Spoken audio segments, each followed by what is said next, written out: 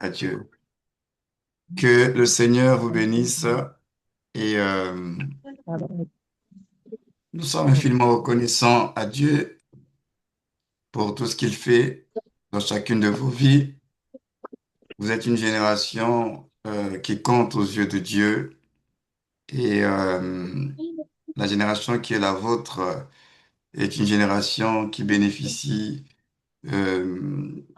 que j'appelle le coup d'accélérateur de Dieu parce qu'il ne reste plus assez de temps.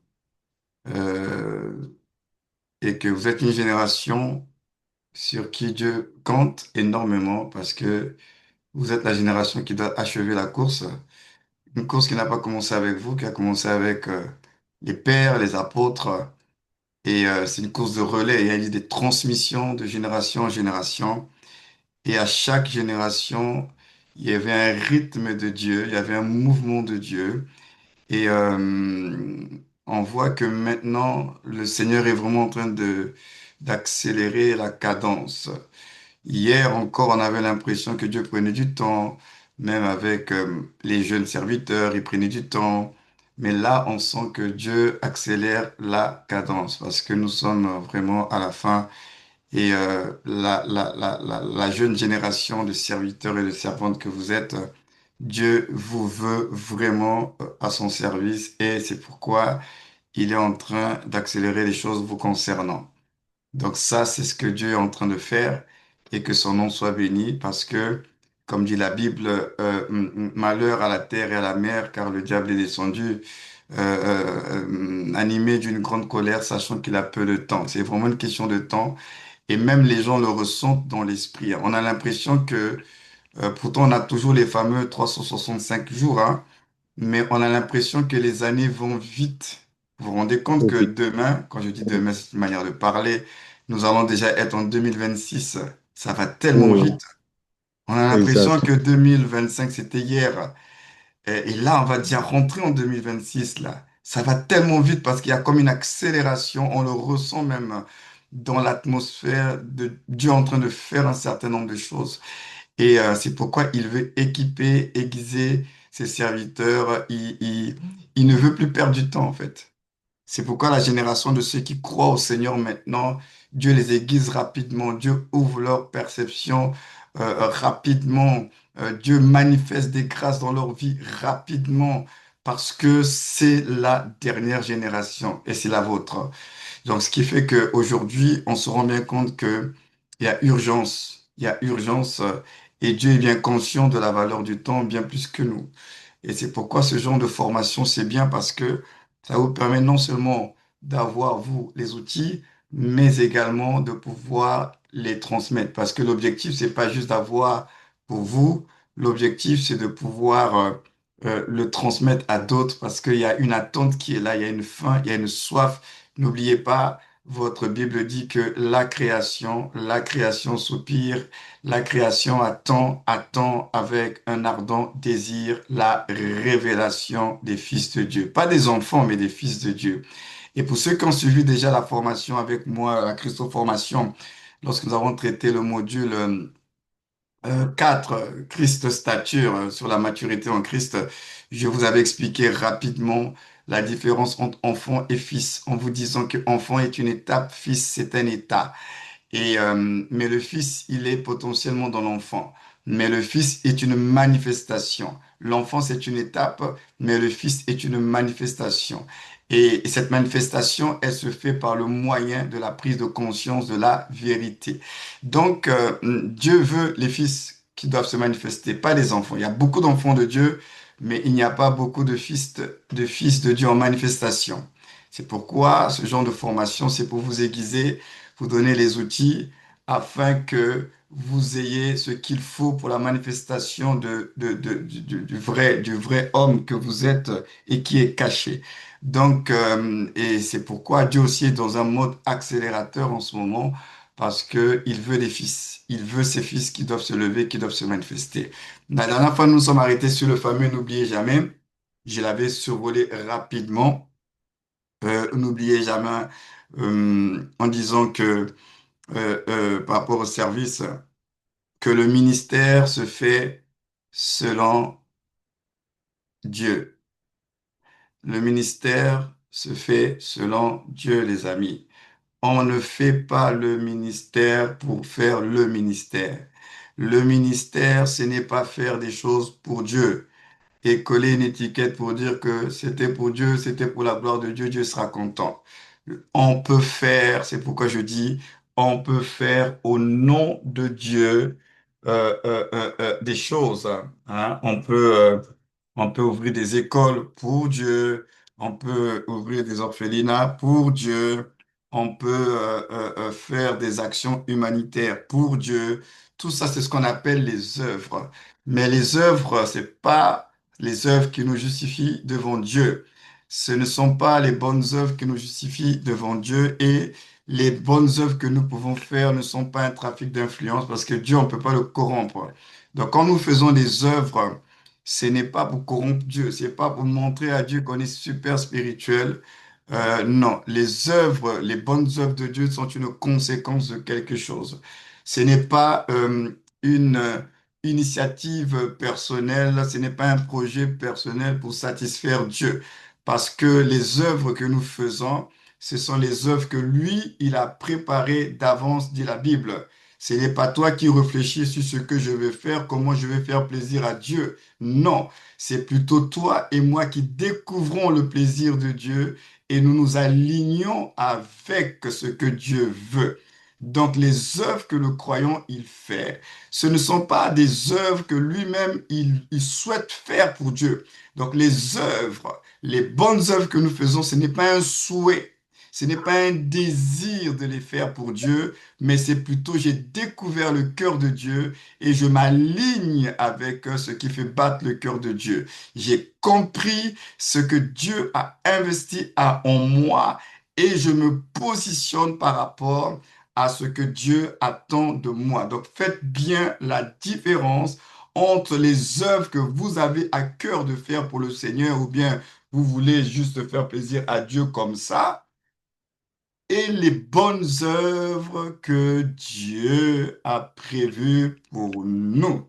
C'est pourquoi il ne s'agit pas de votre initiative, il s'agit de son bon vouloir.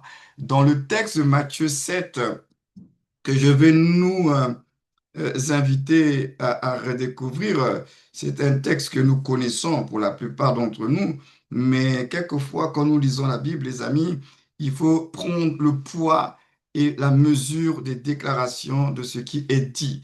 C'est Jésus qui parle, c'est Jésus qui dit des choses très sérieuses et ça doit nous interpeller par rapport à ce fameux n'oubliez jamais.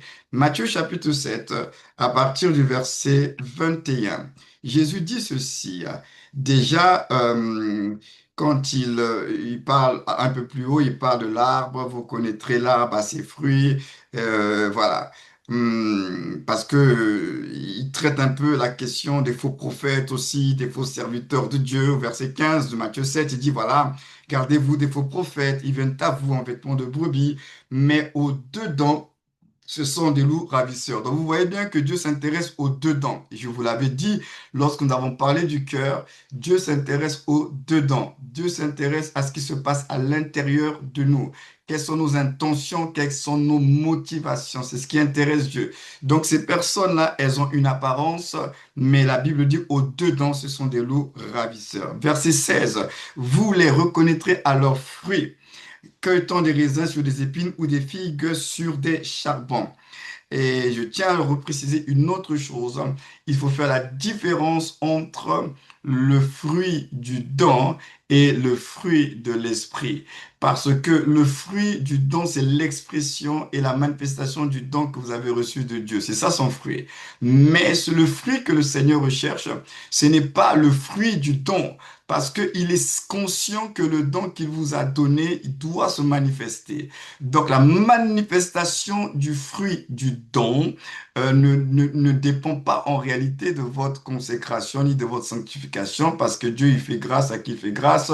Il ne se répand pas de ses dons et de son appel. Il t'a donné un don, ce don-là il va s'exprimer, il va se manifester. Ce n'est pas de ce fruit-là dont il est question. généralement, nous nous focalisons trop souvent que sur le fruit du don, c'est-à-dire l'expression du don d'une personne, et on s'arrête là en se disant que si il manifeste cela, c'est que certainement Dieu est avec lui.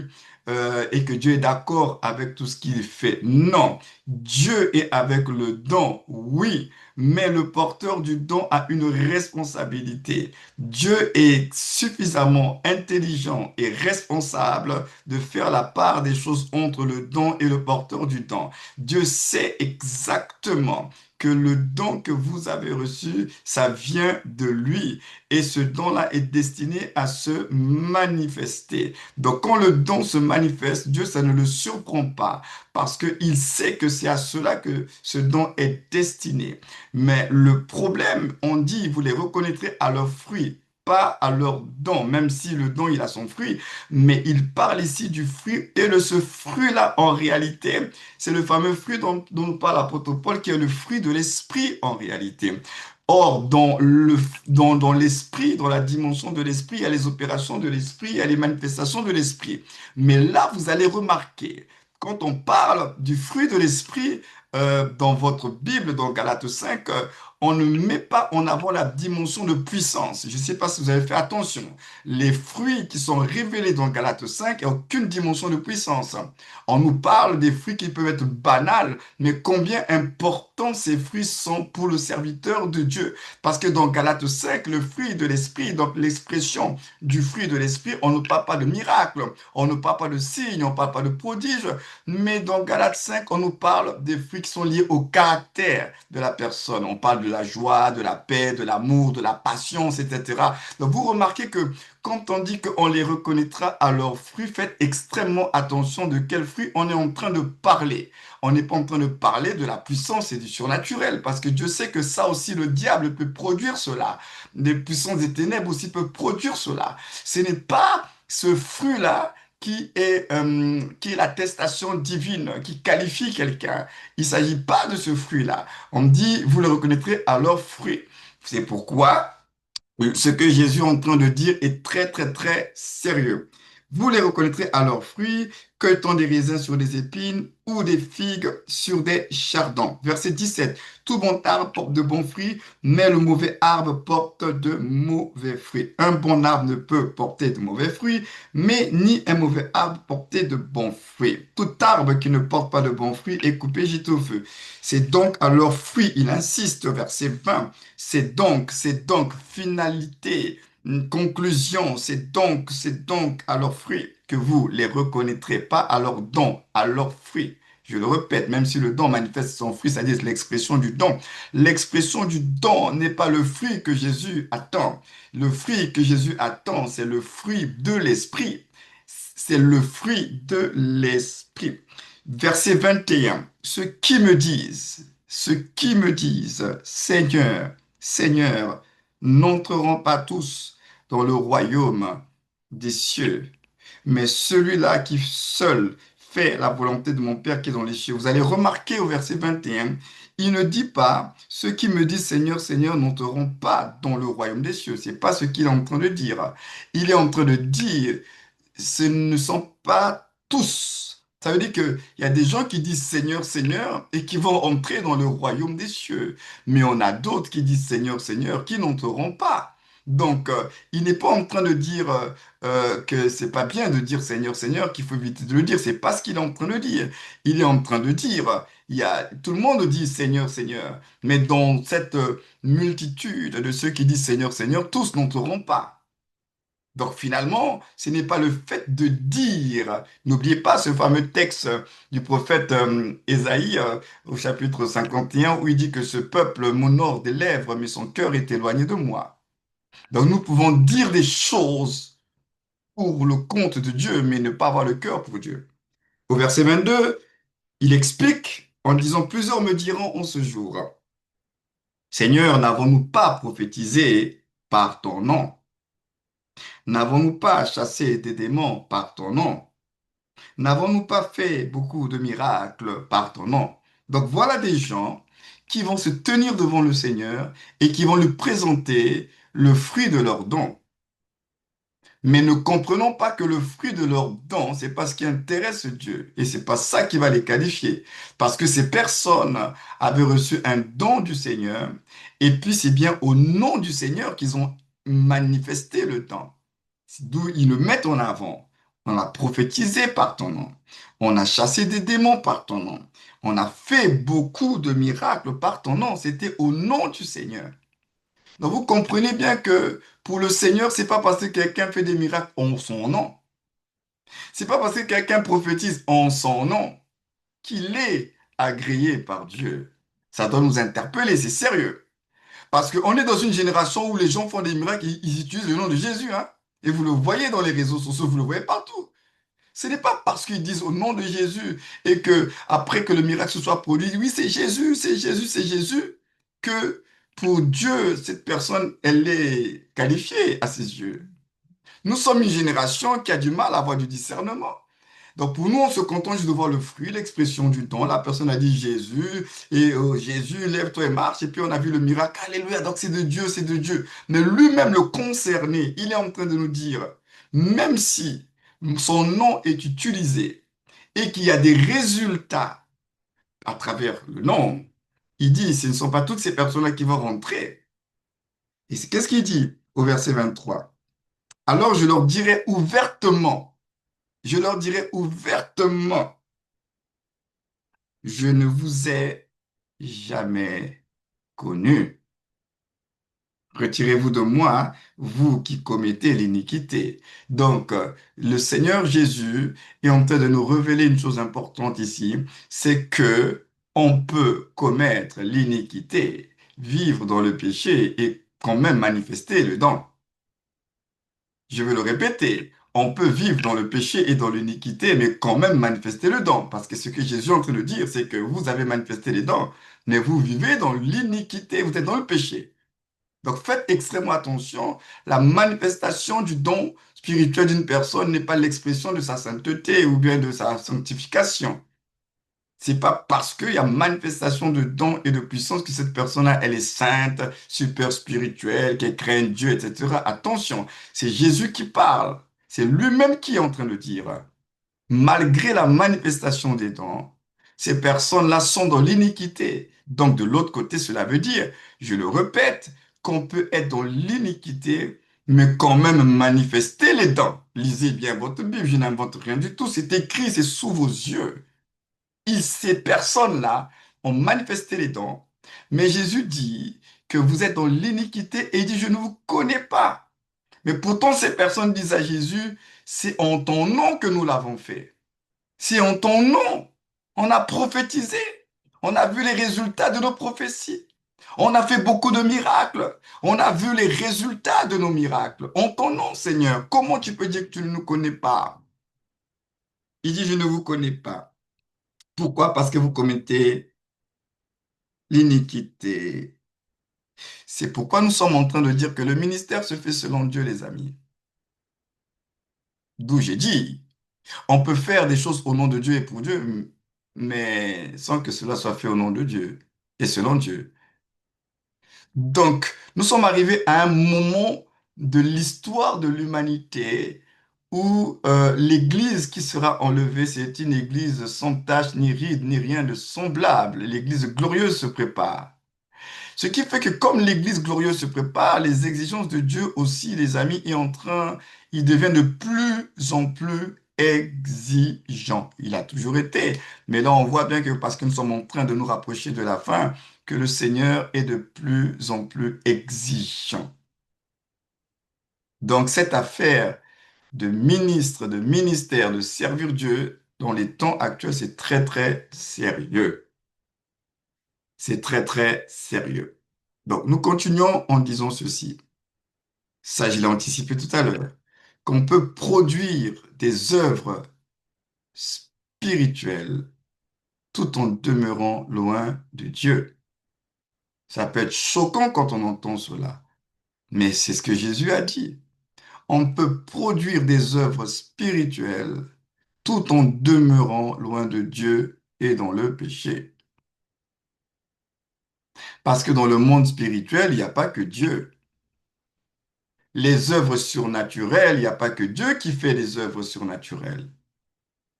Donc, on peut produire des œuvres spirituelles tout en demeurant loin de Dieu et dans le péché. Et ça, c'est choquant, mais c'est la vérité. Et Jésus en a parlé. C'est pourquoi je le disais aussi que nos bonnes œuvres ne nous justifieront pas. Ce ne sont pas nos œuvres bonnes qui vont nous justifier. Seigneur, j'ai fait ci, j'ai fait ça. C'était pour la gloire de ton nom. Seigneur, Seigneur, non, non, non, non, non. Ce ne sont pas nos bonnes œuvres à nous qui nous justifieront. C'est de faire les œuvres bonnes de Dieu pour nous et selon Dieu. Et ça, c'est très important, les amis. Donc, il faut prendre la mesure. Les gens qui veulent se précipiter à servir Dieu, là, comprenez que le service pour Dieu est noble, mais le service pour Dieu a des exigences. Le service de Dieu, ce n'est pas une finalité, ce n'est pas une fin de carrière. Et après, on va te gratifier. Bon, tu as beaucoup servi, tu as fait tant d'années dans la foi chrétienne, maintenant tu es digne de recevoir le ministère. Attention. Le ministère, les amis, c'est une grande responsabilité. Ce n'est pas juste un gros titre que l'on va avoir avec soi pour impressionner les gens.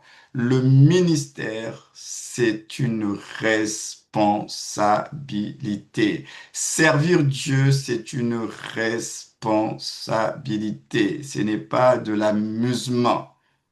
C'est sérieux. Donc, c'est pourquoi je le disais tout à l'heure, que nos intentions et nos motivations, vraiment retenez cela les amis, nos intentions et nos motivations intéressent plus Dieu que nos bonnes œuvres. Nos intentions et nos motivations intéressent plus Dieu que nos bonnes œuvres. Ça, c'est vraiment une norme. Si vous croyez que Dieu fait fi de vos intentions et de vos motivations et qu'il ne regarde que les bonnes œuvres, vous vous trompez énormément. Parce que Dieu regarde à nos intentions, à nos motivations, plus que ce que nous allons produire. C'est pourquoi je vous avais déjà dit en passant que pour Dieu, ce n'est pas le résultat qui compte. Pour Dieu, c'est comment tu as fait, dans quel état d'esprit, avec quelle intention et motivation tu as produit le résultat. Ces bases, vous qui servez déjà le Seigneur ou bien qui voulez servir le Seigneur, si vous les comprenez maintenant, vous allez gagner du temps et vous n'allez pas perdre du temps comme nous autres là dans nos débuts. C'est pourquoi nous, en tant que des pères, on est là pour vous faire gagner du temps en vous disant la vérité sur les vraies choses. Servir Dieu, c'est bien, mais vos intentions, vos motivations l'intéressent plus que le résultat que vous allez produire. Donc ne vous dites pas que non, le plus important c'est de faire pour Dieu. Dieu va voir et puis ça fait quoi? Parce que dans votre Bible, il y a une histoire de deux serviteurs, les premiers serviteurs officiels dans le tabernacle de Dieu, les fils d'Aaron, qui, pourtant Dieu avait donné des instructions justement sur la manière de faire le service. Et puis eux, ils se sont dit non, mais le plus important, on peut prendre n'importe quel parfum, le plus important, il faut que le feu brûle sur l'autel. Ils ont pris à la légèreté l'instruction de Dieu parce que Dieu, les amis, ne nous a pas donné le soin d'inventer comment on doit le servir. Il sait déjà comment il doit être servi. Donc, ils ont pris à la légère cela Et puis, ils ont apporté le parfum étranger qui a produit le feu étranger pour Dieu, et puis ils sont morts. Cette histoire, elle est assez instructive pour que nous prenions la mesure que le même Dieu là, qui a frappé Nadab et Abihu, c'est le même Dieu que nous invoquons et que nous appelons Seigneur et Père. Il n'a pas changé. N'est-ce pas? Nous le chantons qu'il est le même hier, aujourd'hui et éternellement. N'est-ce pas? Nous chantons en disant qu'en lui, il n'y a point d'ombre de variation. Dieu n'a pas changé. Donc ça veut dire qu'il est capable de le faire. La preuve, regardez dans l'Église, dans la Nouvelle Alliance et dans la grâce. À cause d'une affaire de mensonge, de manque de vérité concernant le prix de vente de leur terrain, Ananias et Saphira sont morts. On pourrait dire ils sont morts d'une mort bête. Mais cette mort pour une affaire bête, ils sont morts quand même. C'est Dieu. Ils sont morts. Je ne suis pas là pour nous faire peur ce soir, mais quelquefois dans l'histoire et dans la marche avec les hommes, je pense que Dieu, quelquefois, il nous rappelle, il est Dieu quand même, hein. Il est saint et que soyons sérieux. Alors, il va pas tout le temps frapper et tuer les gens tous les jours, mais à un moment donné, je pense qu'il est obligé de marquer un peu le coup pour nous rappeler qu'il est Dieu, quoi. Et je pense qu'au début de l'histoire de l'Église, c'est ce qu'il a fait. On est sous la grâce, c'est vrai, mais je suis quand même Dieu, quoi. Il faut me sanctifier, hein. Tu sanctifieras le nom de Dieu quand même, hein. Donc, c'est pour dire que c'est une affaire sérieuse. C'est une affaire sérieuse. Même si, comme dit la Bible, c'est de temps en temps qu'il le fait. Pourquoi? Parce que votre Dieu, notre Dieu, la Bible dit, il est lent à la colère et il est riche en bonté. Donc, entre la colère de Dieu et la bonté de Dieu, ce qui est dominant, c'est la bonté de Dieu.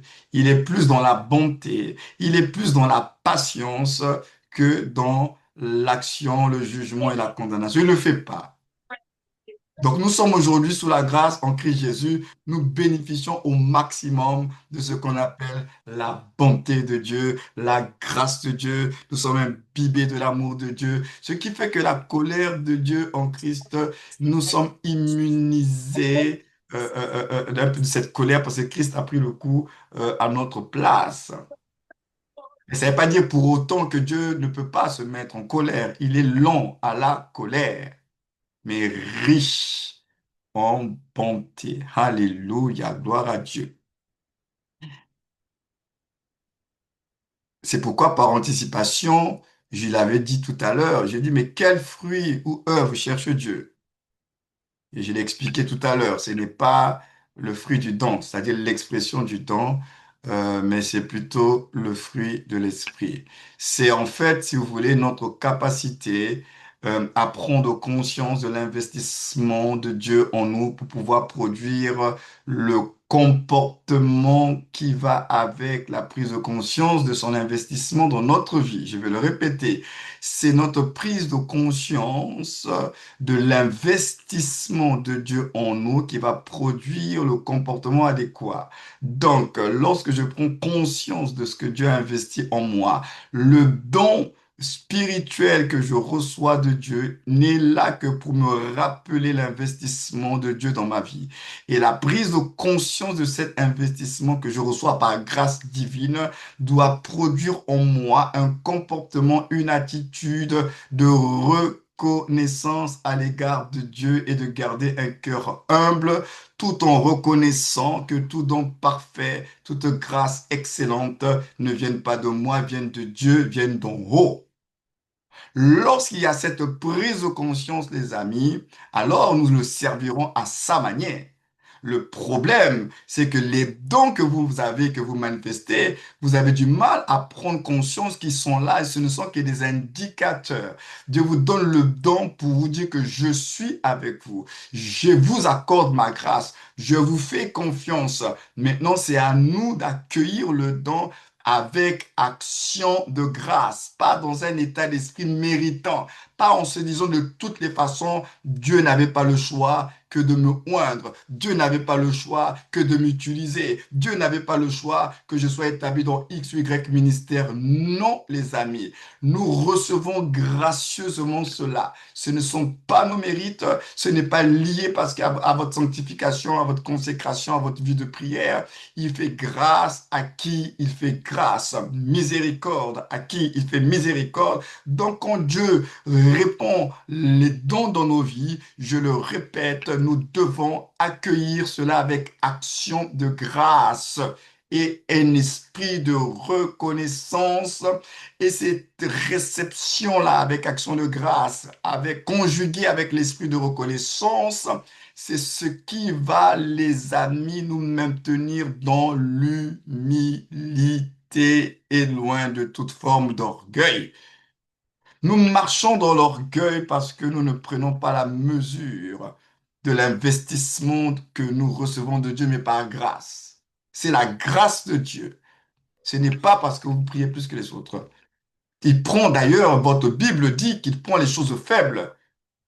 Dieu utilise les choses faibles du monde pour confondre les fortes. Donc, il va prendre des personnes faibles, des personnes sur qui on ne compte pas, et il va investir ses dons. Mais je le répète ce soir, les dons de Dieu, nous les accueillons, nous le recevons avec action de grâce. C'est-à-dire l'état d'esprit dans lequel tu es quand tu reçois le don, ou bien quand le don spirituel commence à se manifester en toi. Ce n'est pas un état d'esprit orgueilleux de suffisance et d'arrogance pour dire dans tous les cas, c'est parce que j'ai beaucoup jeûné cette semaine. Non! Tu reçois les grâces de Dieu avec action de grâce. Parce que tu sais que ça ne vient pas de toi, ça vient de lui. Ça, parce que nous servons Dieu avec reconnaissance et humilité. Donc, ce que Dieu cherche, c'est le fruit de l'esprit. Le fruit de l'esprit manifesté dans la vie du porteur du don. Donc, le don que tu as reçu, spirituel, dans toute son expression, est là pour t'aider à manifester le fruit, à rechercher le fruit de l'esprit,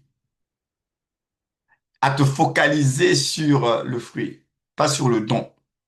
Parce que le don, il s'active sans que tu aies fait quoi que ce soit. Moi, je vous prends un exemple, hein. En tout cas, ça, c'est mon vécu personnel.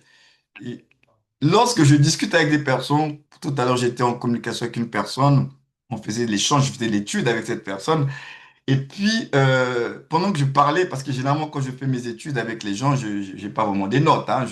Je commence à parler comme ça sous inspiration, je commence à dire beaucoup de choses. Et je me sens à ce moment-là activé dans mon don d'enseignement et tout ça là. Et puis à la fin, je lui ai dit tout à l'heure ce matin, j'ai dit, mais mince alors, on aurait dû enregistrer tout ça. Parce que je me rends compte que les choses qui ont été dites, on aurait dû enregistrer cela. Donc je me suis rendu compte que le don, il s'active en fonction du besoin qui est lié à ce don-là. Si quelqu'un vient, par exemple, c'est un besoin d'enseignement, d'édification dans un sujet bien spécifique, si toi, tu as le fameux don en question là, sans même que tu te sois préparé, il va s'activer tout seul. Il s'activera tout seul. Et la plupart des personnes qui étaient en communication avec moi, souvent, ils m'ont vu être dans ce truc. J'ai dit, waouh, mais j'aurais dû enregistrer ou bien il faut que je prenne des notes. Je crois que c'était il y a 2 ou 3 semaines, j'étais en train d'échanger avec une autre personne là sur un sujet. Et puis, c'était tellement profond. Et puis, elle a écrit, elle a écrit, elle a écrit. Et puis, moi, j'ai regretté. Je dis, on aurait dû enregistrer. Et puis, elle m'a dit, non, apôtre, c'est bon, j'ai pris des notes et tout ça. Et puis, elle m'a renvoyé les notes de ces temps d'échange. Parce que le don, il s'active. Ce n'est pas toi qui fais un gros effort. Il va s'activer tout seul. Mais il va s'activer par rapport à l'environnement dans lequel il est destiné. Donc, si c'est pour un besoin d'enseignement, celui qui a le don d'enseignement, il va s'activer tout seul. Parce qu'il est là pour répondre aux besoins. Ce n'est pas pour toi, c'est pour les autres. Tu dois savoir que le don, il n'est pas pour toi, il est pour les autres. Donc, lorsque quelqu'un est dans le besoin de recevoir l'enseignement et que toi, tu as reçu une grâce en enseignement, sache que ton interaction avec le besoin de cette personne-là va activer le don qui est en toi. Voilà pourquoi c'est un peu comme Jésus, lorsque cette femme, elle a touché, et puis pouf, il y a quelque chose qui est sorti de Jésus qui est passé chez elle. Et il a dit, mais qui m'a touché? Il y a quelque chose qui est sorti de moi. Parce que Jésus était, il était la guérison incarnée. Et elle était malade. Donc, il était la guérison incarnée pour guérir les malades. Donc, il y a eu un transfert qui s'est fait quand elle a touché Jésus par la foi. Il y a eu un transfert qui s'est fait automatiquement. Il y a une activation qui s'est faite. Donc, comprenez que le don, il va s'exprimer. Mais ce qui intéresse Dieu, c'est plus comment, à partir du don. Donc, le don devient juste le point de repère. Le don devient juste un référentiel, un point d'appui qui va te permettre de travailler au niveau du caractère. Donc, en fait, le don sera tout simplement là pour réveiller ta conscience sur comment Dieu te voit et la responsabilité que tu as. Donc, à partir du don, ça va t'aider à corriger et rectifier ta manière de vivre, d'être et de faire les choses. Donc, c'est le don, il est là juste pour t'aider dans la prise de conscience de ce que tu es devenu pour pouvoir corriger ce qui doit être corrigé dans ta vie. Et ça, c'est important, les amis. Donc, c'est le fruit, c'est le caractère. Je cherche cela. Et j'ai beaucoup anticipé les choses, donc pour ça, on va passer, je l'ai déjà expliqué, le fruit du don ou le fruit de l'esprit. C'est vraiment, je viens de l'expliquer. Que le fruit du charisme ou celui du caractère. Parce qu'au final, c'est de ça dont il est question. Nous avons d'un côté le fruit du charisme, c'est-à-dire le fruit qui est lié à nos dons spirituels. Et puis de l'autre côté, il y a le fruit du caractère. C'est ce caractère-là qui est le fruit que Dieu l'attend. Le charisme produit aussi son fruit, hein. La puissance, le surnaturel, les grâces sont manifestées. Mais le caractère, lui aussi, produit son fruit. La patience, l'amour, la paix, la joie. Tout ça, c'est ce qui est lié au caractère et c'est ce que Christ veut voir plutôt que le don. Parce que les dons, les prophéties, dit votre Bible, passeront.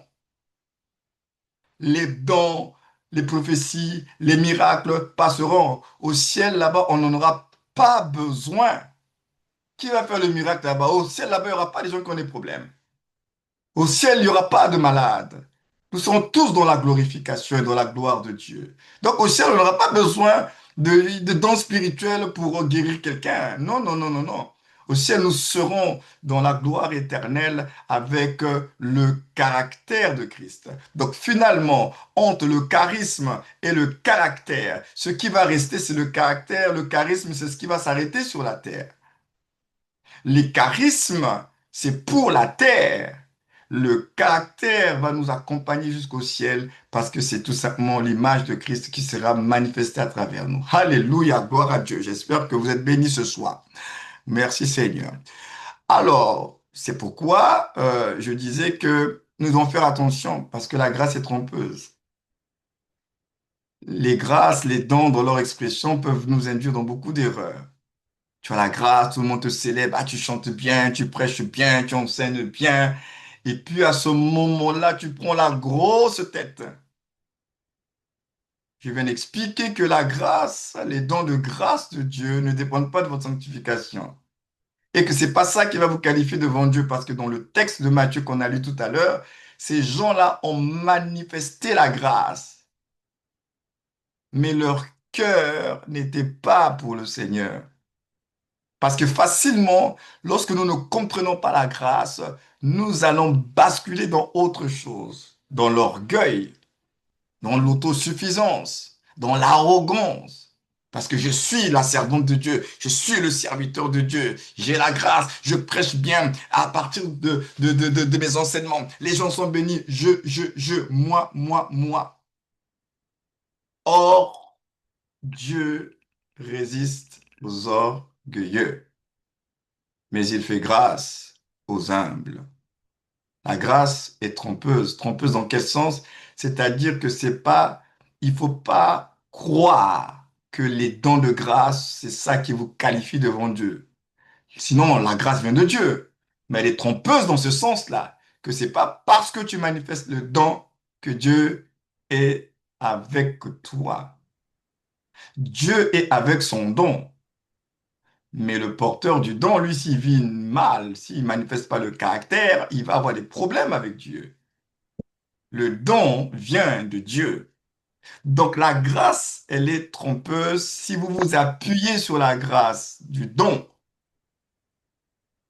et que vous vous dites, je n'ai plus d'efforts à faire, c'est fini, même si je vis dans le péché, mon don est là, je guéris les malades, tout le monde est content de mon ministère, donc Dieu aussi il est content. C'est pas parce que tout le monde est content, acclame ton ministère, tes grâces, que Dieu aussi est content et que Dieu t'acclame. C'est pas parce que les hommes te célèbrent que Dieu aussi te célèbre. Faites extrêmement attention. La célébration des hommes n'est pas la célébration de Dieu. Les hommes facilement ils célèbrent le charisme, mais Dieu, lui, c'est le caractère qu'il veut célébrer. C'est pourquoi vous allez remarquer dans le contexte du service, à la fin, qu'est-ce qu'il va dire à ses serviteurs? Il dit, bon, bon et fidèle serviteur. Bon et fidèle serviteur, entre dans la joie de ton maître. Bon et fidèle serviteur. Dieu célèbre la bonté et la fidélité de ses serviteurs, pas les charismes. Les charismes, ça vient de lui. Il n'est pas surpris quand quelqu'un qui a reçu un don de ressusciter les morts, un don, je ne sais pas moi, de parler la langue des anges, Dieu, ça ne le surprend pas. Ça ne l'impressionne pas du tout, hein. Parce que ça ne passera pas par votre volonté. Dieu va célébrer ce qui va passer par votre volonté, c'est-à-dire que votre capacité à vous soumettre à la parole de Dieu, votre capacité à mourir à vous-même, à renoncer à vous-même, à vous discipliner, c'est ça que Dieu va célébrer. Parce que vous allez mourir à vous-même, vous vous êtes livré. Offrez-vous, dit votre Bible, comme un sacrifice vivant. Quand vous vous donnez comme une offrande pour Dieu, là, Dieu va célébrer cela. Parce que Dieu ne peut pas célébrer le don, il n'est pas surpris par le don. Le don, il est là, c'est les hommes qui vont célébrer le don. Dieu veut célébrer maintenant la façon dont toi, tu deviens un don pour lui et pour son royaume. Pas comment le don que lui t'a donné s'exprime à travers toi. Le don que Dieu a donné et que tu manifestes, alléluia, il le sait pourquoi. Mais maintenant, Dieu veut célébrer comment toi tu te donnes pour lui. C'est pourquoi une fois j'avais dit lors d'un message que faites extrêmement attention parce qu'il y a un abus de langage. Donner sa vie à Jésus, quand on a cru au Seigneur, on n'a pas donné sa vie à Jésus. On n'est pas sauvé parce qu'on a donné sa vie à Jésus, c'est faux. On est sauvé parce que nous avons reçu la vie de Christ à tous ceux qui l'ont reçu. Le salut ne passe pas par votre don. Le salut passe par le don de Dieu que nous recevons. Maintenant, à quel moment nous allons donner notre vie à Jésus? C'est ça la grande question. Nous allons devoir donner notre vie à Jésus. Mais le païen ne peut pas donner sa vie à Jésus. Le païen a besoin de la vie de Jésus pour devenir une nouvelle création. Maintenant, c'est en tant que nouvelle création que tu vas devoir donner ta vie à Jésus. C'est là où maintenant dit votre Bible, offrez-vous comme un sacrifice vivant. Ça, ce n'est pas adressé à des païens, il parle à des chrétiens. Le païen n'a pas à s'offrir, Dieu n'a pas besoin du sacrifice du païen.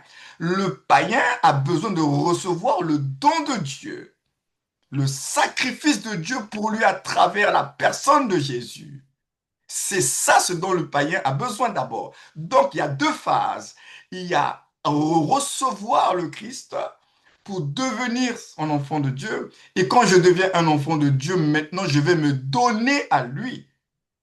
Mais pendant des années, on a tout combiné ensemble et payé beaucoup d'abus de langage. Au commencement, il n'est pas question de donner sa vie. Le païen ne donne pas sa vie à Jésus. Le païen, il reçoit Jésus. Il reçoit la vie de Dieu. Il reçoit le don de Dieu. Il reconnaît le Christ. Il accueille Jésus. Et après, il va devoir se donner. Donc la grâce, elle est trompeuse. Nous accueillons la grâce de Dieu, mais pour qu'à partir de la grâce, nous devenions, nous manifestions le caractère. Donc c'est très important ce que je suis en train de nous partager ce soir. Voilà pourquoi nous disons ceci, puisqu'on est en train de parler de cette question des voies qui nous conduisent sur la voie, avec cette grande parenthèse qu'il faut jamais oublier que servir Dieu doit se faire selon Dieu et à la manière de Dieu. L'obéissance à la voix de Dieu nous conduit dans les voies de Dieu. L'obéissance à la voix de Dieu nous conduit dans les voies de Dieu. Et nous allons découvrir cela dans un très beau texte, une histoire de la Bible que beaucoup d'entre nous nous connaissons, mais que nous allons revisiter ce soir ensemble. Nous sommes dans le livre 1 Samuel, chapitre 15, et je vais lire les portions d'écriture. On va sauter certains passages. La Bible déclare ceci, 1 Samuel 15, verset 1er, pour comprendre le contexte. Samuel dit à Saül, Samuel dit à Saül, c'est moi que l'Éternel a envoyé pour t'oindre roi sur son peuple, sur Israël. Écoute donc ce que dit l'Éternel. Vous voyez, on parle d'écouter. Donc c'est une question d'écouter, donc de voix ici. Ainsi parle l'Éternel des armées. Verset 2. Je me souviens de ce qu'Amalek fit à Israël lorsqu'il lui ferma le chemin à sa sortie d'Égypte. Va maintenant, frappe Amalek et dévoue par interdit tout ce qui lui appartient. Tu ne l'épargneras point et tu feras mourir hommes et femmes, enfants et nourrissons, bœufs et brebis, chameaux et ânes. Saül convoqua le peuple et on fit la revue à Télaïm. Il y avait 200 000 hommes de pied et 10 000 hommes de Juda. Déjà à ce stade-là, vous remarquez que le roi reçoit une instruction de Dieu. Le roi reçoit la parole de Dieu. Dieu a parlé, Dieu a donné des instructions. Je suis en train de dire que l'obéissance à la voix de Dieu nous conduira dans les voies de Dieu ou bien hors des voies de Dieu. Au verset 7, Saül bâtit Amalek depuis Avila jusqu'à Chour qui est en face de l'Égypte. Il prit vivant Agag, roi d'Amalek, et il dévoua par interdit tout le peuple en le passant au fil de l'épée. Mais Saül, verset 9, et le peuple épargnèrent Agag et les meilleures brebis, les meilleurs bœufs, les meilleures bêtes de la seconde portée, les agneaux gras et tout ce qu'il y avait de bon. Ils ne voulurent pas le dévouer par interdit. Écoutez bien ce que dit le verset 9 à la fin. On dit, ils ne voulurent pas le dévouer par interdit et ils dévouèrent seulement tout ce qui était méprisable et chétif. À ce stade-là, je suis obligé de m'arrêter encore une fois pour dire que la Bible dit que c'est eux qui ne voulurent pas. Dieu a dit on dévoue tout par interdit. Eux, ils ont dit non, non, non, non, quand même. Ça, ce sont des belles portées. Elles sont bien grasses, ces vaches-là. On ne peut pas quand même les dévouer par interdit. C'est-à-dire les tuer tous. Décimer tout. C'est eux qui décident dans leur volonté, dans son libre arbitre. Saül, il dit non. Dieu a dit mais non. Non, peut-être que Dieu s'est trompé. On ne peut pas tout dévouer par interdit. Faites extrêmement attention. Dieu n'a pas besoin d'avocat. Dieu n'a pas besoin d'interprète humain. Dieu est suffisamment responsable de ce qu'il dit. Je vais le répéter ce soir. Dieu est suffisamment responsable de ce qu'il dit et de sa parole. Si Dieu a dit, il l'a dit. Il ne s'est pas trompé. Il ne fait pas d'erreur. Alors, il a dit, dévouer tout par interdit, c'est dévouer tout par interdit. C'est-à-dire tuer tout le monde. Mais eux, la Bible précise, ils ne voulurent pas le dévouer par interdit et ils dévouèrent seulement tout ce qui était méprisable et chétif. Donc, eux-mêmes, ils ont fait une sélection. Eux-mêmes, ils ont classé ce que Dieu leur a pas demandé de sélectionner, ce que Dieu leur a pas demandé de classer. L'Éternel, au verset 10, adressa la parole à Samuel et lui dit, je me réponds d'avoir établi Saül pour roi car il se détourne de moi. Écoutez bien qu'est-ce que Dieu reproche. Il se détourne de moi, nous sommes au verset 11, et il n'observe point mes paroles. Il n'observe point mes paroles, c'est-à-dire que j'ai parlé, mais il n'observe pas ma voix. Samuel, verset 11, fut irrité et il cria à l'Éternel toute la nuit. Il était irrité pas pour lui, mais pour Saül. Il avait une compassion quand même pour Saül, hein. Ça l'a fait mal en fait pour Saül. Ça l'a fait mal de comment Dieu avait mal. Parce qu'il a ressenti la tristesse de Dieu. Et aujourd'hui encore, quelquefois, Dieu nous permet de ressentir la tristesse de son cœur. Quelquefois, tu peux être envahi d'une profonde tristesse, la tristesse de Dieu. Et le prophète Samuel ressent à ce moment-là tout le poids de la tristesse de Dieu. Et il ne dort pas la nuit. Comment dormir dans de telles conditions? Dieu est profondément touché, attristé. Et Samuel, il crie, il est tourmenté. Et au verset 12, il se leva de bon matin, Samuel, pour aller au-devant de Saül. Et on vint lui dire, Saül est allé à Carmel. Et voici, il s'est érigé un monument. Voici, il s'est érigé un monument. Puis il s'en est retourné et passant plus loin, il est descendu à Gilgal. Verset 13. Samuel se rendit auprès de Saül et Saül lui dit, regardez le discours de Saül. Saül lui dit, sois béni de l'Éternel. Au lieu même de s'arrêter là, oh, j'aurais bien voulu que Saül s'arrête là, avec tout simplement disant à Samuel, sois béni de l'Éternel.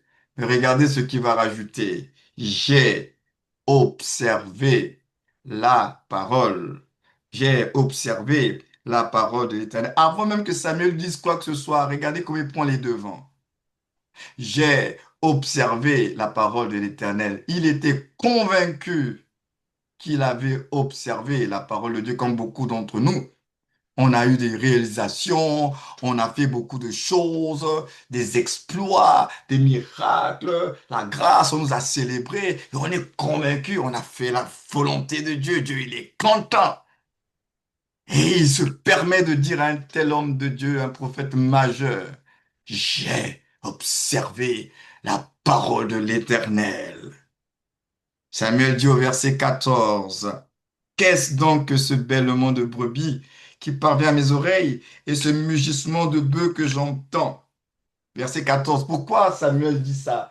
Parce que théoriquement, si il avait observé la parole de l'Éternel comme il prétendait l'avoir fait, on devait ne plus entendre le bruit d'une seule bête parce que toutes les bêtes devaient être mises à mort.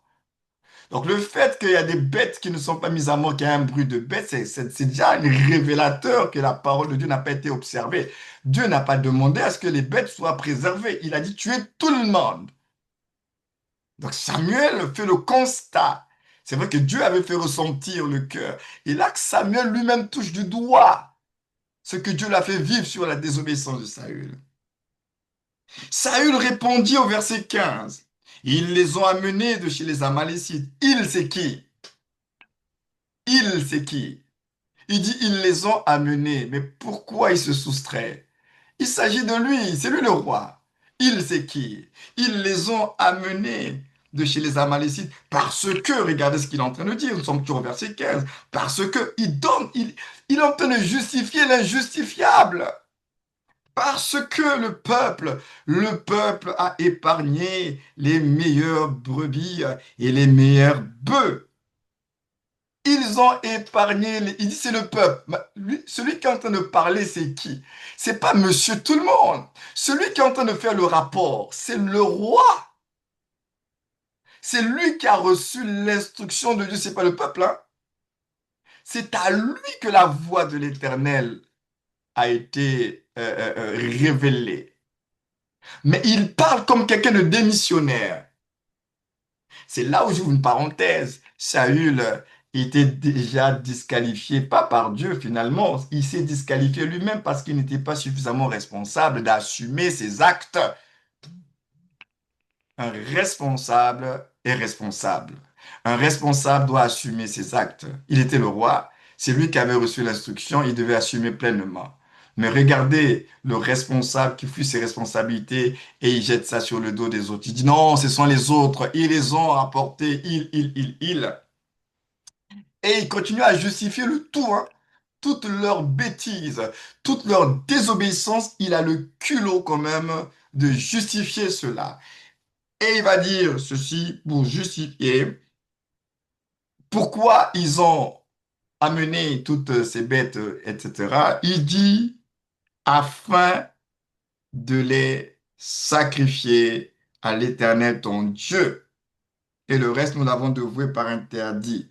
Donc, quand on écoute cela, on se dit que c'est quand même noble, que finalement, les bêtes grasses là qu'ils ont gardées, c'était pas pour eux, pour qu'ils se partagent, c'est ça, le butin et qu'ils emmènent chacun à sa maison. Ils ont mis à part ces bêtes-là, encore une fois, pour faire honneur à Dieu. C'est pourquoi on a dit on doit servir selon Dieu, hein. On peut faire des choses pour Dieu, mais si c'est pas selon Dieu, on aura un gros problème. Donc Saül et le peuple là, ils ont voulu faire plaisir à Dieu. Ils se sont dit, bah écoutez, Dieu c'est un Dieu qui aime les offrandes.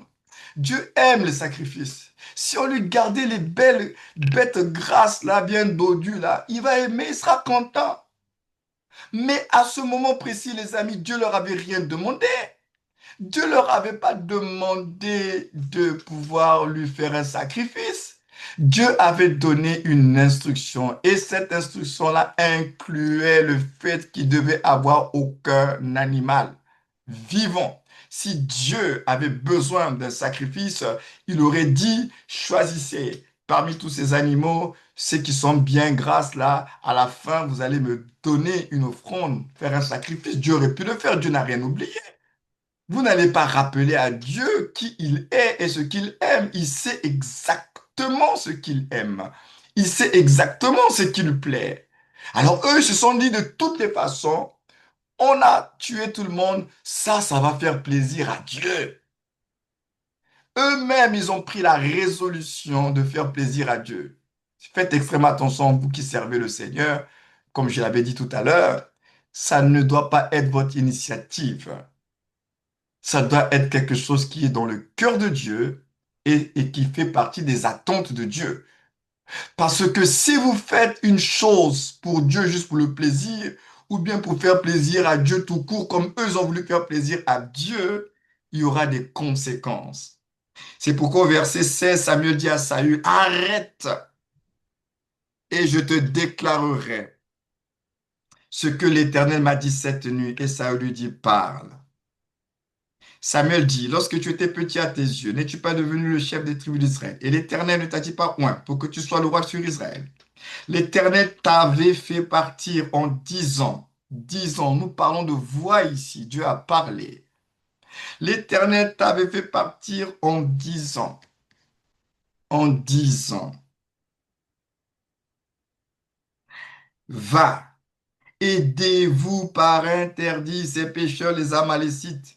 Tu leur feras la guerre jusqu'à ce que tu les aies exterminés. Voilà la voix de Dieu, Saül. Tu as reçu la voix de Dieu. Verset 19, il lui dit, pourquoi n'as-tu pas écouté la voix de l'Éternel? Pourquoi t'es-tu jeté sur le butin et as-tu fait ce qui est mal aux yeux de l'Éternel? Donc ça veut dire, les amis, que certaines initiatives que nous pouvons avoir là, pour soi-disant plaire à Dieu là, faire le plaisir de Dieu là, ça peut être des initiatives qui sont mal devant Dieu. Même si devant les hommes, ça semble être bon, mais c'est mal devant Dieu. Pourquoi c'est mal devant Dieu? Parce que c'est pas ce que lui, il veut. Ça, pour le moment, c'est pas ce qu'il veut. Et c'est ça qui s'est passé avec Saül. Et il dit, Saül, il est obstiné, il est convaincu qu'il a écouté la voix de Dieu parce que pour lui, il ne voyait pas que c'était mal en soi d'apporter des sacrifices à Dieu. Lui ne voyait pas que c'était mal d'apporter des sacrifices. C'est pourquoi il rétorque au verset 20. Saül répondit à Samuel, j'ai bien écouté la voix de l'Éternel Et j'ai suivi le chemin par lequel m'envoyait l'Éternel. J'ai amené Agag, roi d'Amalek, et j'ai dévoué par interdit les Amalécites. Mais le peuple a pris sous le butin des brebis et des bœufs comme prémisse de ce qui devait être dévoué afin de les sacrifier. Il insiste, lui il est borné, il est têtu. Pour lui, il met toujours en avant cette affaire de sacrifice pour Dieu. Pour lui, c'était même pas pour un intérêt personnel. Pour lui, ce n'était même pas pour sa propre gloire. Pour lui, il se disait que je l'ai fait, c'était pour la gloire de Dieu. Voilà pourquoi il défend sa copie. Il défend sa situation. Et c'est là où Dieu va lui dire, toujours à travers le prophète Samuel. Samuel dit, l'Éternel trouve-t-il du plaisir dans les holocaustes et les sacrifices comme dans l'obéissance à la voix de l'Éternel? Nous parlons de voix ici. Voici, l'obéissance vaut mieux. Et ça, les amis, en tant que serviteurs de Dieu, en tant qu'enfants de Dieu, n'oubliez jamais ce principe-là. L'obéissance vaut mieux que les sacrifices. Et l'observation de sa parole vaut mieux que la graisse des béliers. Donc, déjà à ce stade-là, vous aurez compris qu'on ne peut pas venir se tenir devant Dieu sur la base des sacrifices. Seigneur, j'ai fait ceci, c'était pour ta gloire. J'ai sacrifié ma jeunesse, c'était pour ta gloire. J'ai sacrifié mon sommeil pour ta gloire. J'ai sacrifié, tu mets en avant que des sacrifices, mais la question est-ce que les sacrifices que tu as fait là, est-ce que c'est Dieu qui t'a demandé de faire ça? Même si pour toi c'était entre guillemets pour la gloire de Dieu. Mais la question, est-ce que le sacrifice là, c'est Dieu qui t'a demandé de faire ça? Voilà pourquoi beaucoup de chrétiens sont frustrés. J'ai fait ceci, j'ai fait cela, j'ai abandonné, j'ai renoncé. Mais comment Dieu? Mais est-ce que les ou le sacrifice que tu as fait ou bien que tu es en train de faire là, est-ce que Dieu t'a demandé ça? C'est pourquoi le Seigneur dit, mais le plaisir de Dieu n'est pas dans les sacrifices et dans les holocaustes que tu as décidé, toi, de ton propre chef. Il dit l'obéissance. L'obéissance vaut mieux que les sacrifices. Or, nous sommes une génération, on aime bien s'appuyer sur les sacrifices. On pense que Dieu, on peut le corrompre avec les sacrifices. On pense qu'on peut incliner le cœur de Dieu qu'avec les sacrifices. Attention, quand un sacrifice est fait selon la voie de l'Éternel, ça c'est différent. Si Dieu donne une instruction qui doit t'amener à faire un sacrifice et que tu obéis à l'instruction de Dieu et tu fais le sacrifice, oui, tu vas produire le résultat que Dieu attend de toi et il sera content de toi.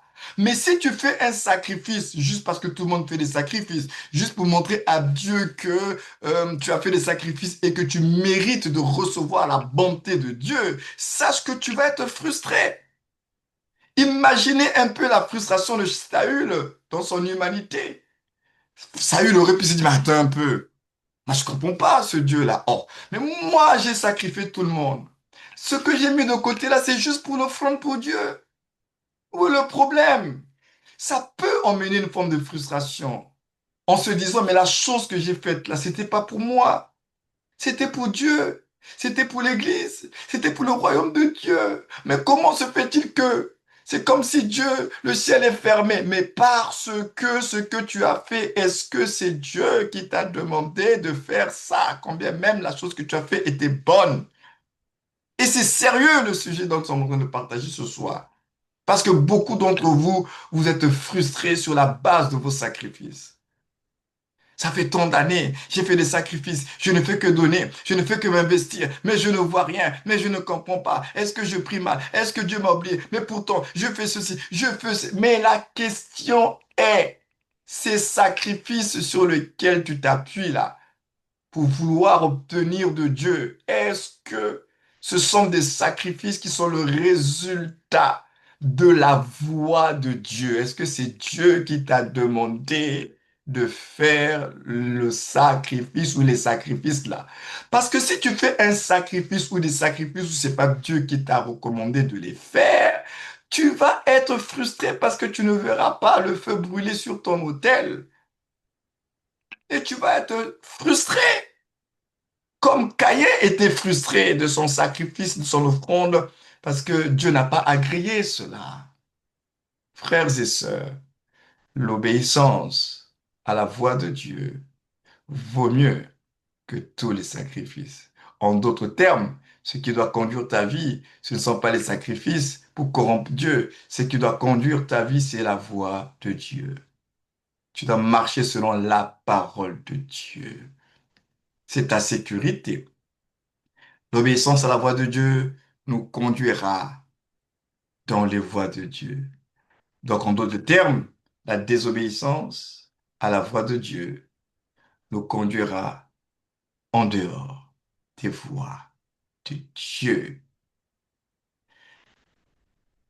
C'est pourquoi la suite de notre discours, nous disons quoi? Nous disons que le ministère, les amis, le ministère ne nous rend pas indépendants de Dieu. Le ministère ne nous rend pas indépendants de Dieu. Être le ministère, ce n'est pas devenir indépendant de Dieu. Alléluia. Amen. Maintenant que je suis dans le ministère, maintenant que je sers Dieu, je n'ai plus besoin. Amen. Ah si, du commencement à la fin, on aura toujours besoin de Dieu. Qu'importe l'onction, les grâces que tu peux avoir, quelles que soient les manifestations de puissance, de gloire que tu vivras, tu auras toujours besoin de dépendre de Dieu parce que il est le cep et nous sommes les sarments. Le cep est condamné à rester attaché au sarment pour continuer à porter du fruit, pour continuer à porter son feuillage. Le cep, le sarment a besoin de rester connecté au cep. Donc, quand Jésus l'a dit dans Jean chapitre 15 que je suis le cep et vous êtes les sarments, et un peu plus loin, il dit que sans moi, vous ne pouvez rien faire, frères et sœurs, c'est sérieux. Parce que quelquefois, nous oublions que les fruits, que les branches, les feuillages du sarment proviennent de la vie du cep. Si vous sortez, vous vous déconnectez du cep, vous allez mourir. En d'autres termes, une branche qui porte des fruits avec un beau feuillage, si pendant la saison des fruits, avec le feuillage, elle bascule dans une forme d'orgueil, en se disant de toutes les façons, c'est moi que les gens regardent, c'est moi que les gens apprécient, c'est même pas l'arbre, c'est même pas le tronc, je peux aussi devenir indépendant. Le jour où la branche va faire une déclaration d'indépendance vis-à-vis du cep, ça sera le jour aussi de sa mort. Parce que la branche va constater, elle va constater que après un moment donné que elle ne portera plus de fruits, elle va sécher, elle n'aura plus les feuilles qu'il faut, elle va mourir. Parce qu'elle avait cru cette branche, bien que c'est elle qui porte le fruit, c'est elle qui a le feuillage. C'est cette branche, elle a cru, parce que quand les gens voient un arbre, on lève les yeux vers le ciel. On regarde rarement les racines d'un arbre. Quand on est devant un bel arbre avec des beaux fruits, on regarde vers le ciel, on regarde les branches, on regarde les fruits et on s'occupe pas trop du tronc. Quelquefois, le tronc il n'est pas beau à voir, mais c'est ce tronc-là qui n'est pas beau à voir qui est le soutien de tout. Même si les branches sont belles, même si le fruit est beau, mais ces branches qui sont belles et ces fruits-là, c'est parce qu'il y a un arbre planté et un tronc qui est là alimenté avec des racines qu'on ne voit pas. Donc vous comprenez bien que il s'agit, frères et sœurs, dans le Seigneur, de prendre conscience que Christ est ma vie. Ce n'est plus moi qui vis, c'est le Christ qui vit en moi. Tu n'as pas de vie, ta vie n'existe plus, ta vie s'appelle Christ. C'est Christ qui est ta vie. Et si Christ est ta vie, tu ne peux pas être un indépendant de Dieu. Parce que quand tu deviens indépendant, tu sors de ton environnement. Et si tu sors de ton environnement, tu vas mourir. Un poisson naît. Vous vous rendez compte que les poissons sont conçus dans les eaux. Les poissons naissent dans les eaux. Les poissons sont appelés à vivre dans les eaux. Conception, naissance et vie dans les eaux. Maintenant, c'est un poisson qui a été conçu dans les eaux, qui est né dans les eaux. Après sa naissance, il dit, je ne veux pas vivre dans les eaux, moi je veux vivre ailleurs, je veux vivre sur la terre ferme. Ce poisson-là qui va sortir des eaux pour aller vivre sur la terre ferme, qu'est-ce qu'il attend là-bas? Il va mourir, hein? Pourquoi il va mourir? Il ne mourra pas parce que quelqu'un de l'extérieur l'a tué. Il mourra tout simplement parce qu'il n'est pas dans le bon environnement.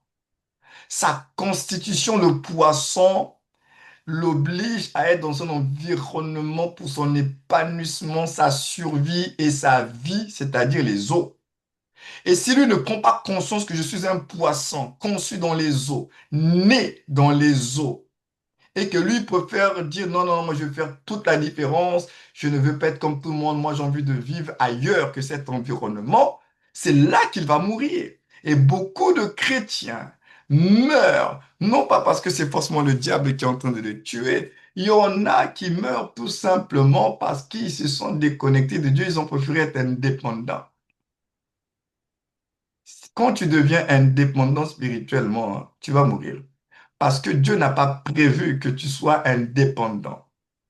Dieu a prévu que toi et moi soyons dépendants de lui. Pourquoi? Parce que il est notre source. Nous sommes sortis de Dieu. Nous avons été conçus en lui. Nous sommes nés de Dieu pour vivre pour Dieu. Je veux le répéter. Nous avons été conçus en lui. Nous sommes nés de lui et nous devons vivre pour lui. Si ces vérités ne sont pas comprises, on va continuer à être des chrétiens frustrés. Donc, le ministère ne nous rend pas indépendants de Dieu. N'oubliez pas que la grosse thématique de ce module 2, nous sommes en train de parler de certaines erreurs dans le ministère, certaines choses qu'on ne comprend pas, ou qu'on néglige, qu'on ne fait pas attention dans le ministère. Déjà, l'esprit d'indépendance, ça, c'est pas bien.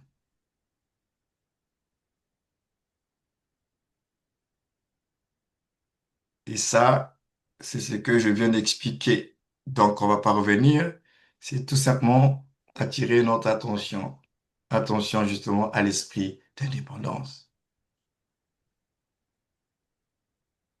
La voix de Dieu, les amis, nous conduit à manifester quatre états d'esprit. La voix de Dieu nous conduit à manifester quatre états d'esprit. Quand on écoute la voix de Dieu, l'objectif sera de produire en nous des états d'esprit. On ne peut pas être un homme et une femme qui marchent selon la voie de Dieu et ne pas produire ces quatre états d'esprit. Ces quatre états d'esprit que j'ai souvent parlé dans la formation, dans la fameuse Christo-formation, lorsque nous parlons de Christ attitude, c'est-à-dire le module 3 de la Christo-formation. Donc, je reviens là-dessus puisque ça s'applique même aux serviteurs. Dans le ministère, vous l'aurez compris, nous devons écouter la voix de Dieu. On ne fait pas ce qu'on veut au, au, au nom, soi-disant, de faire plaisir à Dieu. On doit faire les choses selon Dieu. Et quand nous écoutons la voix de Dieu, ça doit aussi produire des choses en nous, parce que nous sommes appelés à vivre par l'Esprit et à marcher selon la foi. Et quand Dieu, il parle, c'est pour produire en nous la foi. C'est pour nous rassurer, c'est pour nous fortifier, c'est pour faire beaucoup de choses. Donc, pour ceux qui sont de notre famille d'église CCR, ce sont nos quatre valeurs principales. En dehors des autres valeurs, Mais les quatre valeurs principales, finalement, qui sont nos valeurs ROA, reconnaissance, obéissance, intégrité, sainteté. La voie de Dieu. Quelqu'un qui marche selon la voie de Dieu, c'est quelqu'un qui marche avec un esprit de reconnaissance. Il sait que tout ce que Dieu me dit dans leur réalisation, dans leur manifestation, ça vient de Dieu. Dieu nous parle pas juste parce qu'il a rien à faire. Dieu parle pour être obéi. Dieu parle pour être obéi, pour qu'il y ait de l'obéissance à ce qu'il dit. Ce qui fait que souvent, lorsque Dieu nous parle, il ne nous suggère pas, il nous donne des ordres à ses enfants. Il nous donne des instructions. Maintenant, dans notre libre arbitre, on peut ne pas obéir, hein. Mais normalement, quand Dieu parle, c'est pour qu'on puisse obéir. Quand Dieu donne une direction, c'est pour qu'on puisse suivre la direction. L'intégrité. Quand quelqu'un marche selon la voie de Dieu, quand nous servons selon la voie de Dieu, on marche dans l'intégrité, c'est-à-dire que notre vie et notre service se fait loin de toute forme de compromission. On reste fidèle. Quand on parle d'intégrité, à cette dimension de fidélité, on est fidèle à Dieu, à sa parole, à ses instructions. Il n'y a pas de compromission. Saül, dans l'histoire que nous avons lue, qui finalement les quatre éléments qui sont là, Saül a tapé à côté à tous les niveaux. Il a oublié que c'est Dieu qui a fait de lui un roi. Il a marché dans la désobéissance, un manque d'intégrité parce qu'il s'est compromis avec le peuple. Et puis, ben, du coup, ben, la conséquence, c'est que la sainteté de Dieu, ben, il n'était plus appréciable. Il n'a pas fait les choses comme Dieu, à la manière de Dieu. Parce que s'il avait compris la sainteté de Dieu, cette nature, cette consécration qu'il est devenu pour le Seigneur, il n'allait pas se comporter comme il s'est comporté. Donc la sainteté, quand on entend la voix de Dieu, elle est là pour nous rappeler notre identité. Qui suis-je? Je suis né de Dieu. Qui suis-je? Je suis de la race de Dieu. Qui suis-je? Je suis un fils héritier de Dieu. Je suis ambassadeur de son royaume. Je suis appelé à faire avancer le royaume de Dieu et non à bâtir un empire personnel. C'est ça qui va nous conduire dans la voie de la sainteté, qui va tout simplement nous rappeler que en fonction de qui nous sommes, nous faisons les choses. Ma consécration est liée à mon identité spirituelle. Tu ne peux pas te consacrer si tu n'as pas compris qui tu es. Donc, quand on marche selon la voie de Dieu, il faut qu'on ait l'esprit de reconnaissance, d'obéissance, d'intégrité, de sainteté. Ça doit produire cela en nous. Ça doit produire cela en nous. Donc voilà les amis pour ce soir, parce que c'est la fin du module 2. J'aurais bien voulu anticiper le module 3, mais on ne va pas le faire, puisque normalement, chaque mois, nous traitons un module, puisque c'est une formation de 12 modules. Mais pour ce soir, euh, on va s'arrêter là. On vient de terminer justement le module 2 qui nous a aidé un peu sur un élément important, parce qu'il y a beaucoup d'erreurs, hein. Mais ces éléments-là, je pense que c'est fondamental. Si dans le ministère, on n'apprend pas à faire attention à ce qui nous conduit aux voies que j'entends, qui me parle, c'est que je suis en train de faire là, c'est sous quelle impulsion, qu'est-ce qui me pousse à faire cela? Parce que n'oubliez pas qu'on peut faire beaucoup de choses, mais la Bible dit que c'est poussé par le Saint-Esprit que les gens ont parlé de la part de Dieu. Je pourrais même dire bien plus que finalement c'est poussé par le Saint-Esprit que les gens vont servir le Seigneur. Donc nous le faisons en étant poussés sous l'impulsion de son esprit. C'est pourquoi je vous disais tout à l'heure que ce n'est pas le fruit d'une décision personnelle. Je ne fais pas des choses pour Dieu parce que j'ai envie de faire plaisir à Dieu. Dieu ne peut pas être satisfait par les humains. Dieu est satisfait par lui-même. Donc, il te révèle ce qu'il veut et toi, tu découvres ce qu'il veut et en faisant ce qu'il attend de toi, tu vas le satisfaire. Ce n'est pas toi qui décides de satisfaire Dieu. C'est lui qui doit te révéler ce qu'il veut. Et malheureusement, beaucoup d'entre nous, on est frustrés parce que on fait des choses pour Dieu, mais qui ne se font pas selon lui.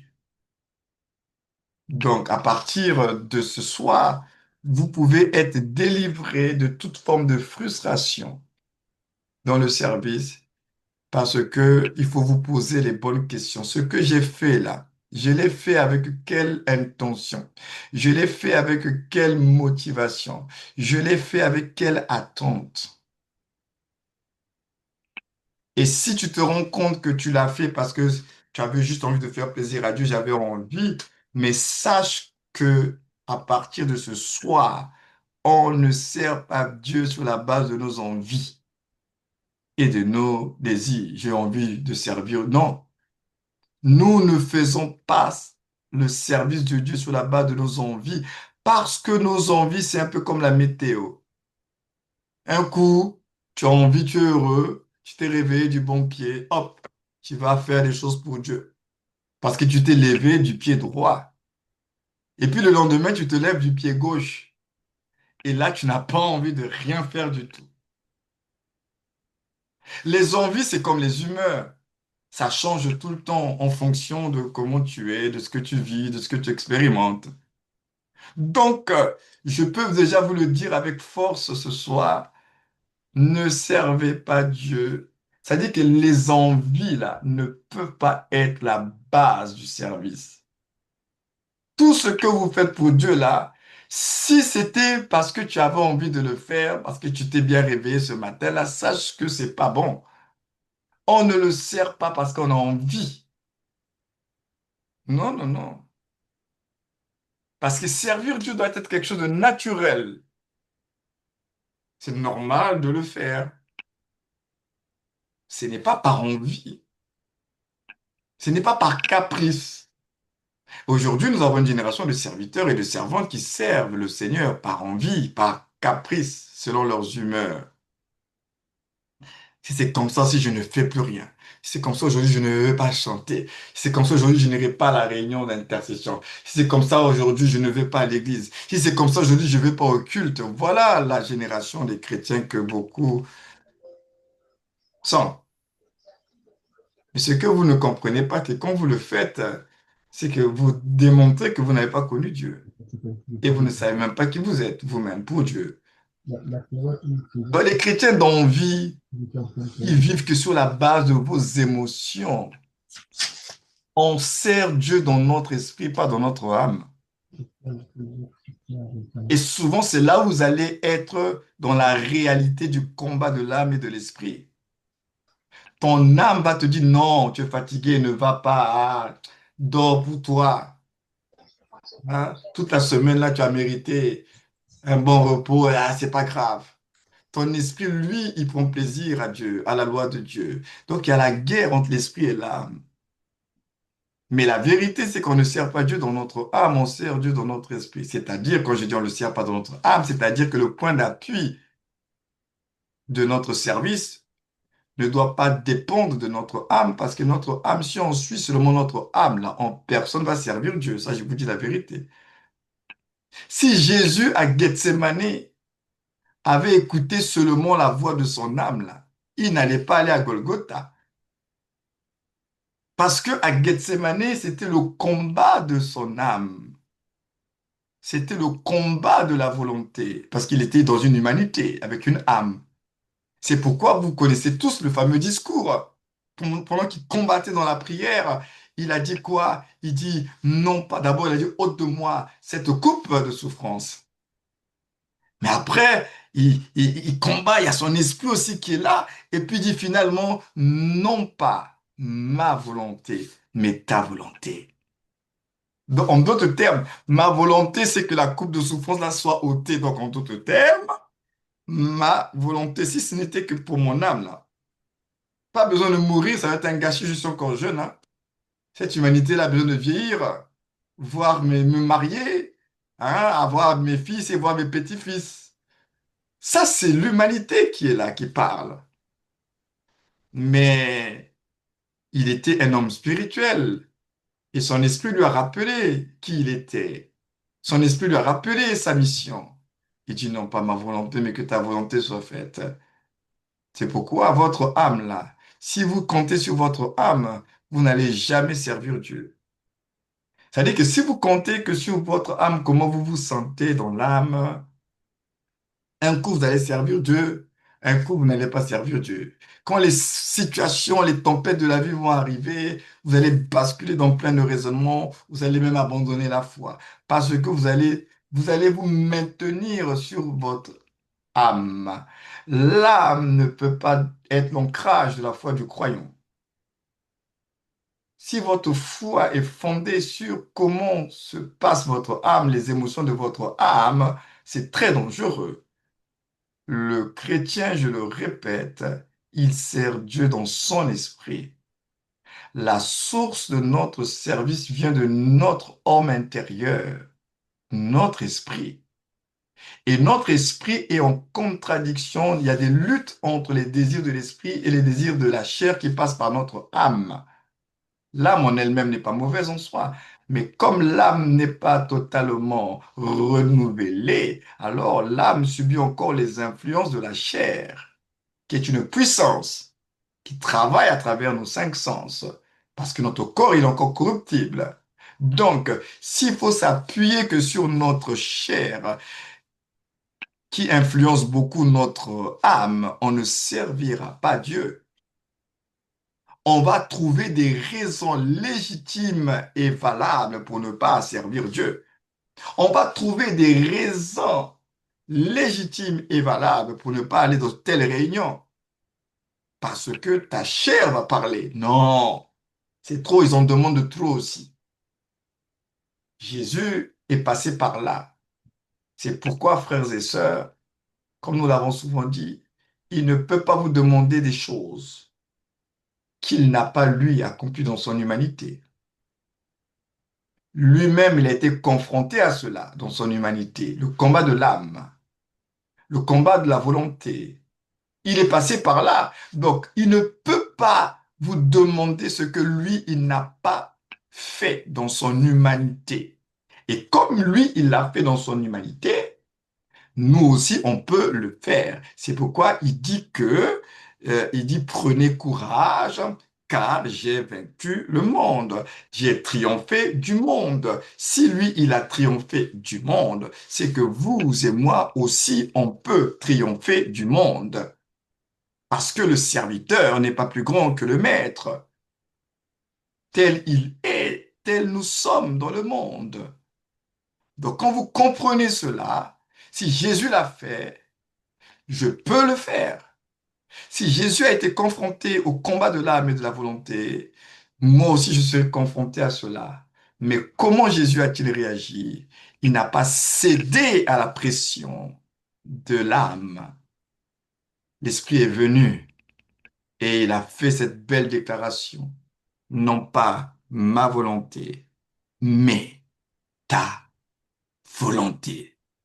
C'est pourquoi, quand on sert le Seigneur, on doit apprendre à écouter la voix de Dieu à travers le Saint-Esprit, la voix intérieure de l'Esprit en nous, à travers la parole écrite, la Bible.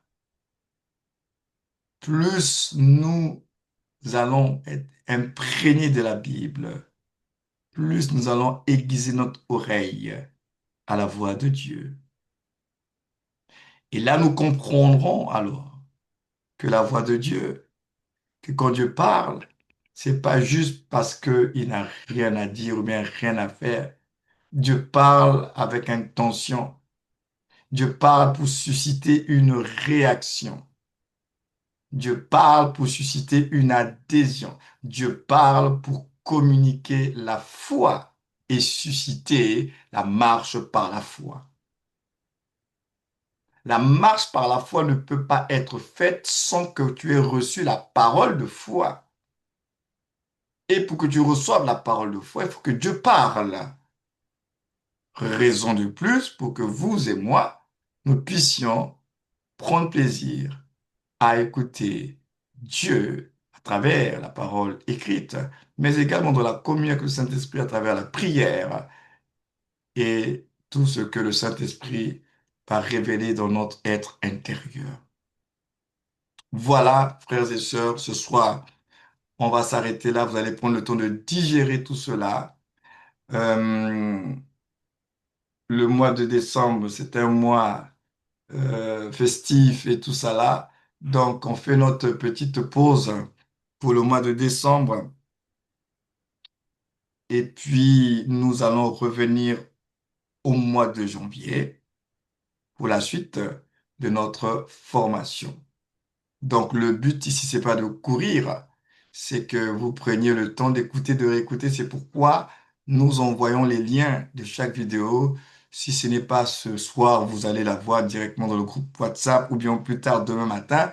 Toutes les vidéos de la formation, vous avez accès à cela à travers le groupe WhatsApp.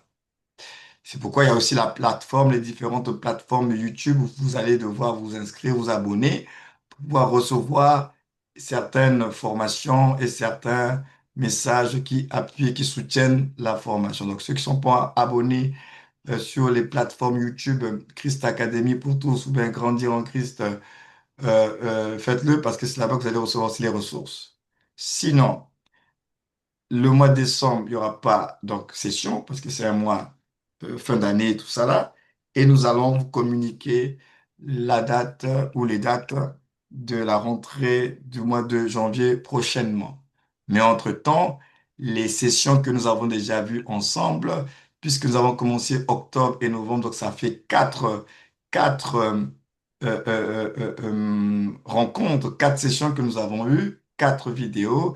Donc, prenez le temps pendant cette fin de mois de novembre et tout le mois de décembre de réécouter ce qui a été déjà partagé parce que l'objectif, ce n'est pas de vous remplir la tête, c'est d'avancer doucement mais sûrement pour que vous puissiez capter et saisir.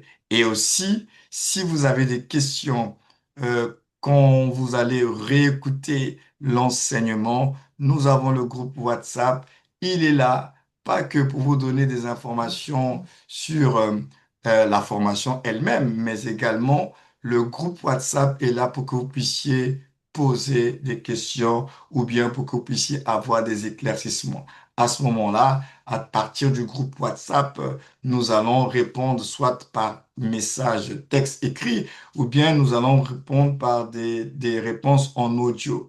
Donc, sachez aussi exploiter le groupe WhatsApp que nous avons par rapport à cette formation pour poser des questions afin que ce qui n'a peut-être pas été suffisamment développé lors de notre formation, que nous puissions soit revenir sur certains points et nous le ferons avec un très grand plaisir.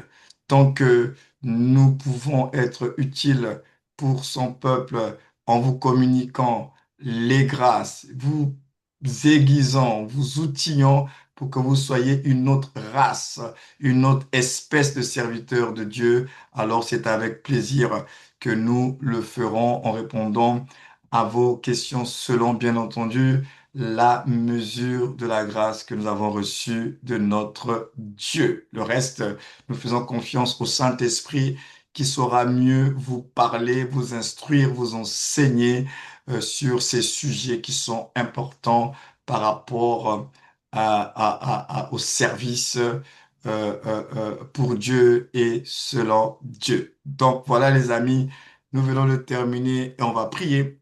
On va prier le Seigneur pour lui rendre grâce pour ce que nous venons de recevoir ce soir. Et ensuite, nous allons nous recommander à la grâce de Dieu. Je vais vous bénir ce soir. C'est moi-même qui vais vous bénir. Mais avant que je le fasse, j'aimerais tout simplement que nous puissions prier et bénir Dieu déjà pour tout ce que nous avons reçu. Beaucoup d'informations vous recevez, c'est vrai, mais le Saint-Esprit, nous faisons confiance au Saint-Esprit qui permettra à ce que vous puissiez retenir l'essentiel. Chacun de vous retiendra l'essentiel selon ce que l'Esprit de Dieu veut que vous puissiez justement retenir. Donc,